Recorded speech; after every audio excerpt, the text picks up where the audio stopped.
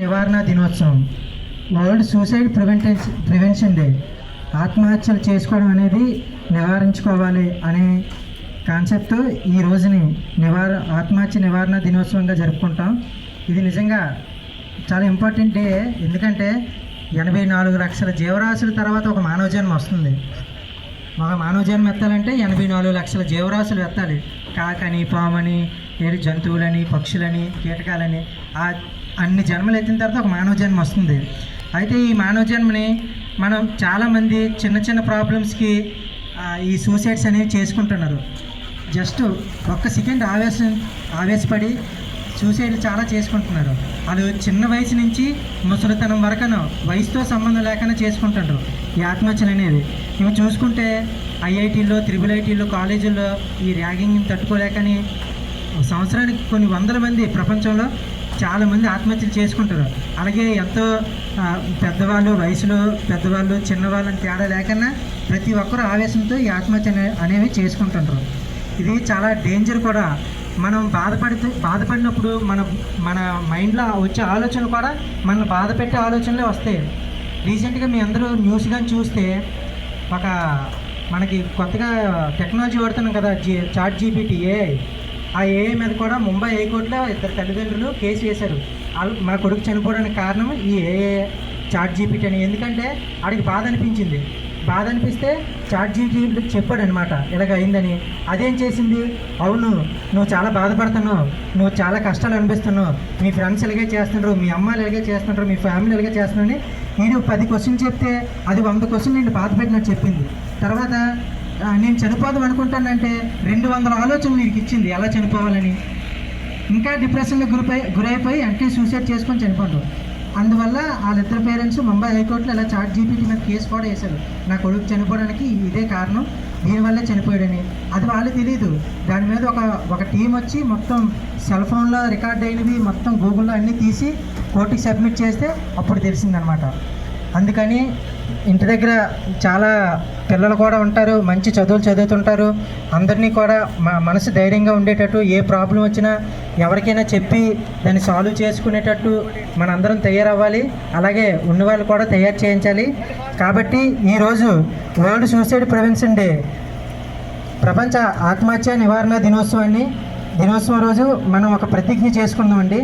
అందరూ చేతులు చాపి ఈ ప్రతిజ్ఞ చేయండి. ఫస్ట్ నేను అనగా చెప్పిన తర్వాత, నేను అనగా చెప్పిన వెంటనే మీ పేరు చెప్పుకోండి. నేను నా పేరు చెప్పుకుంటాను, సరేనా?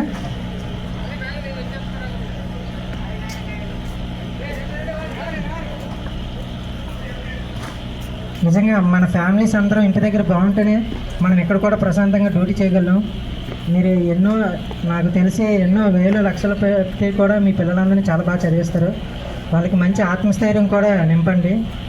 ఏ ప్రాబ్లం వచ్చినా సరే ఈజీగా సాల్వ్ చేసుకునేటట్టు. చాలా ఇంపార్టెంట్ ఈ మానవ జీవితం అనేది. ఓకే, నేను అనగా దారపు అనిల్ కుమార్. మీ పేరు చెప్పుకోండి. నా జీవితంలో వచ్చే అన్ని ఒడిదుడుకులకు ఒక అనుభూతిగా మలుచుకుంటూ జీవితాన్ని గడుపుతాను. ఎలాంటి పరిస్థితులైనా ధైర్యంతో అధిగమిస్తాను. ఒకవేళ అలా చేయని పక్షంలో దైవం నుండి కానీ, నా కుటుంబం నుంచి కానీ, మరియు నా తోటి వారి నుండి కానీ తగు సహాయం తీసుకొని ధైర్యంగా ఎదుర్కొంటాను. నా చుట్టూ ఉన్నవారిలో ఎవరైనా నిరాశ, నిస్మృతి, ఆత్మహత్య ఆలోచనలు ఉన్నట్లయితే వారికి మంచి ఆలోచనలు కలిగే విధముగా ప్రోత్సహిస్తాను. సమాజంలో మానసిక ఆరోగ్యంపై అవగాహన కల్పించి ఒకరిని ఒకరు తోడుగా ఉండే వాతావరణం ఏర్పరుస్తాను. నా జీవితం, నా కుటుంబం, నా దేశం పట్ల బాధ్యతతో ఉంటూ ధైర్యం, ఆశ, విశ్వాసంతో కూడిన జీవితాన్ని జీవిస్తాను. జీవితం అనేది ఒక అమూల్యమైన వరంలా మరియు కాపాడుకోవడం ఒక కర్తవ్యంగా భావిస్తూ ఎలాంటి పరిస్థితుల్లో అయినా నా జీవితాన్ని అర్థవంతంగా ముగించను అని దైవము, నా తల్లిదండ్రులు మరియు కుటుంబం సాక్షిగా ప్రపంచ ఆత్మహత్యల నివారణ దినోత్సవం సందర్భంగా వాగ్దానం చేస్తున్నాను. జీవితం అనేది ఒక అనుభవాల ప్రయాణం, అంతేకాని పరిష్కరించవలసిన సమస్య కాదు. ఓకేనండి. నిజంగా ఏదైనా ఒక యాక్సిడెంట్ అయితే గుద్దినవాడు తప్పు అంటాం, ఆ దెబ్బ తగిలిన వాడిని హాస్పిటల్కి తీసుకెళ్తాం. కానీ ఆత్మహత్య హత్య చేసిన వాడిని మాత్రం జైల్లో పెడతాం. ఆత్మహత్య చేసుకున్నాడికి ప్రయత్నించిన వాడిని కూడా జైల్లో పెడతాం. ఎందుకంటే చట్టపరంగా ఆత్మహత్య చేసుకోవడం చాలా తప్పు. అది ఆత్మహత్య చేసుకున్నప్పుడు ఫెయిల్ అయిపోయిందా, దొరికిన వెంటనే ఆయన జైల్లో పెట్టవచ్చు.